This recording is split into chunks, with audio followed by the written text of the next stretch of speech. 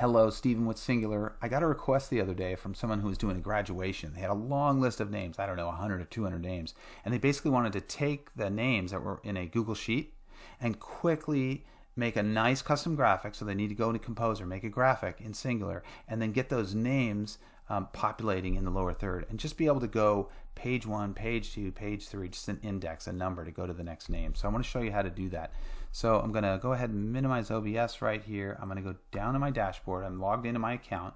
I'm going to go to New, Composition, and I'm going to call this Lower Third. I might go a little quicker on this demo because I have a feeling that most that are going to be watching this are somewhat familiar with Singular.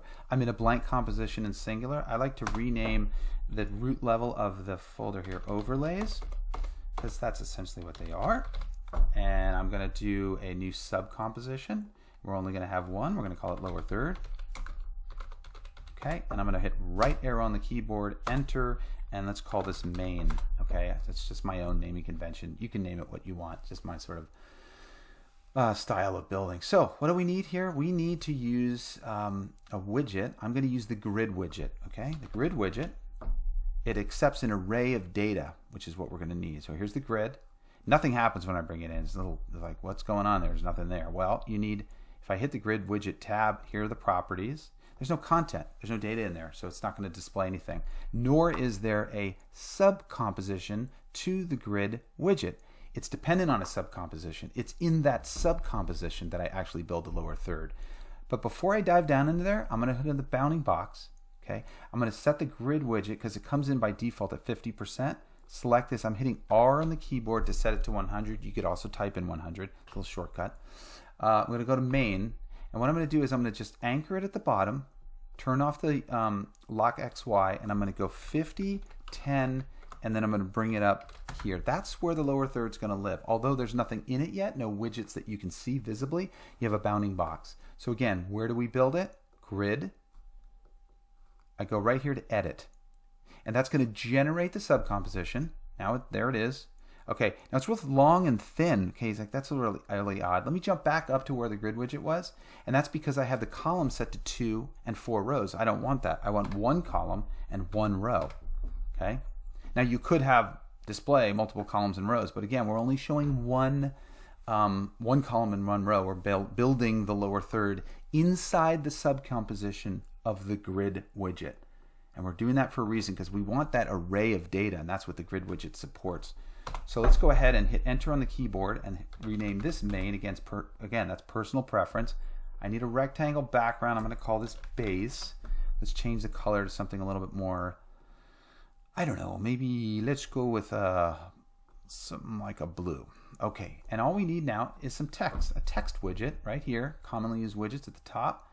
I'm going to double click and rename this Name. And then you can see it comes in by default in the subcomposition at 50 and 15. Unlock it. I'm going to hit R to reset R. Now it's 100, right? It's centered. So let's make this like, I don't know, maybe like 80%. So it's not the full height. And maybe like 90 so no text comes to the outer edges. And I'm going to do a couple more things. I'm going to go to the Text Properties tab and I will go Centered. And the next thing I want to do is the update animation. I'm going to do this quick and show you what I've done. Activate it. And hopefully some of you guys are familiar with the updates. Up and down and power of 3 and power of 3. So what's that rigmarole? Well, as you probably remember, when I start typing in data, okay, every time I type in new data, this is the manner in which it's going to update when new data gets pushed into this this field. Again, the data gets transferred from up here down into the subcomposition, if that's a little confusing, but it and how you connect that, make that connection, how you communicate with the actual widget above it, the Grid Widget itself, is you need to do it via a control node. So right here, Text Properties, I'm going to generate a control node, keep it as name. I did lowercase. I like to work in camel case when it has to do with data like this. It's just less confusing. Okay, back up here, and you still don't see anything.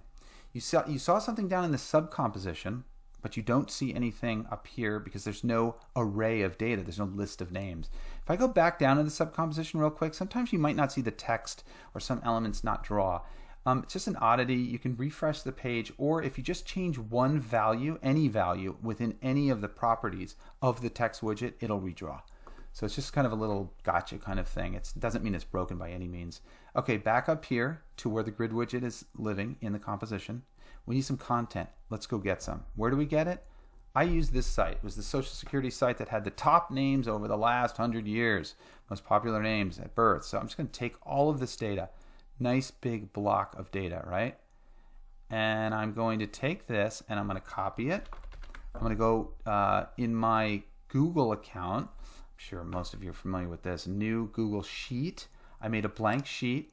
I called it Google Sheets, for lack of a better term, the Google Sheets in Google Sheets. And I'm going to go ahead and paste it. Okay. Now I don't need the, let's go ahead and make this 12. I don't need the rank, so I'm going to select this column and delete it. And I'm just going to deal with this name column, not the second one. I'll click all these. We don't need any of this. Let's just go ahead and delete. Okay. So now I want to make sure that this top cell is also lowercase, just like the control node, right? That's going to be important. And the other thing that's important is that the name of the sheet is content. Now you can rename that later, because that is what the Google, the Grid widget is expecting, right? It's going to want content in the header of that, I shouldn't say the header, but at the top of that array, JSON array. So now we need to convert this into the JSON format, right? It's not in JSON format, it's just sitting in a Google Sheet. So there's a very cool add-on for Google, and it is called Google Sheets. It's called the Export Sheet Data. I'll put the link in the video below. So what does that allow you to do? Well, once it's enabled, you can go over here under Add-ons, Export Sheet Data, open it up in the sidebar. It's going to open up this little panel. By default, it'll go to JSON, which is what we want. Make sure it's set to current sheet only. If you have more than one sheet, I think it defaults to all sheets.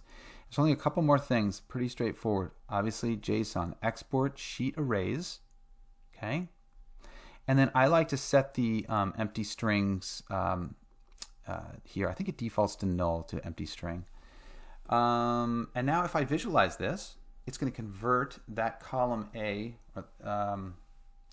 into a JSON. Here it is. And see that content that I mentioned earlier? That's important, because it's the Google widget, the Grid widget is expecting that. Select all, copy, okay? Jump over here and I'm going to paste. And immediately the first page, or the first row, the first data element in the array, which is James, right? It starts populating. Now again, I'll go back to this content thing. If this had been, let's say, big C, no bueno, not going to work. So, content, right? James, Robert. Now, if I go to the next page or next item in the array, bang, it's just going to do the nice animation to the next element in the array, right? So all I have to do now is I can go to, now 0, there is no 0, it starts at 1. So I think that was the top 100 names. So I'll keep that in mind when I make the control node for it. Let's call this index. Maybe let's call it name index. Okay, that's probably. And let's set some properties for this. Let's say the reset value is 1, minimum is 1, and the maximum is 100. And we can do immediate update is kind of cool, because in something like this, you probably don't need to preview the name. Maybe you do. I'll leave it so you'll get a preview of the name. So let's go ahead, save. Okay. And now what I'm going to do is go back over to the dashboard. I'm going to right click on my composition, new control app. Okay. And then select Studio. It's going to generate the control app. I'll go ahead and open it. Right. And we only have one subcomp, one overlay. Click it, we'll get the preview. And now I take it to the next one and we get, I clicked twice there, that's why it went in and out. And now I can just simply go up the array. Now again, I didn't do immediate update in that control node setting in the composition, so you actually have to hit update, which maybe you want in this case. So you click here, you go, oh, is that John? You see him on your videos stream, and then you can hit update. So that is the approach. Now again, if you want to put some more finesse on that lower third, make it look a little nicer, that's what Composer's all about. So I'll just wrap this up by jumping back, going to the composition, back to here. Again, there's that little issue with the name not showing up. Just change one property. It shows up. Just maybe click, and it came in. Maybe you want to do like a little, I'll show you one little trick I like to do sometime. I'm just going to call this glass.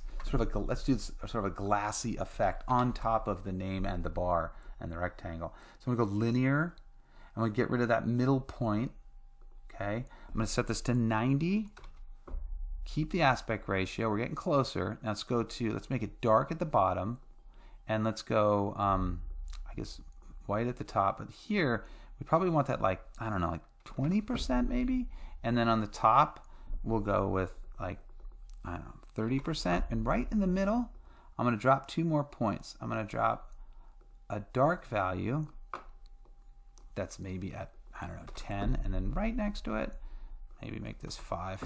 So you'll get that kind of glassy look, right? And I can just kind of play around with this guy, right? So now I got it, sort of has a glass effect to it. Maybe the name's just a touch too small. We'll just open that up a little bit to 90, fine. Back up there, boom. And the nice thing about doing the scaling here at the parent, one more thing you could do, maybe you want to go to effects at the parent level, clip the children, and then you can round the corners a little bit just to give it a little soft edge. Maybe that's a little heavy-handed. Just like one, you can soften those edges. Again, pretty straightforward. There's the fade, the animation is just set to fade by default. Maybe that's appropriate, I don't know, for this.